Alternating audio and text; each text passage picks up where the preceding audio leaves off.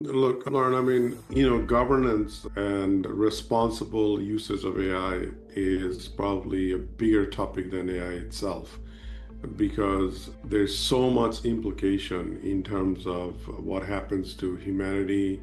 A lot of organizations, they don't really realize not only the extent of the severe implications that something potentially dangerous could have, but they don't really understand how big their AI footprint is. I mean, you use the term like the shadow AI problem. You mentioned that most organizations themselves, they have a larger AI footprint than they actually realize.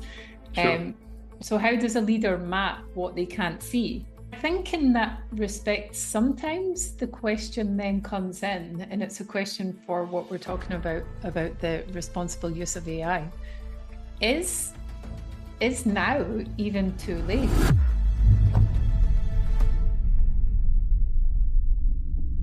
So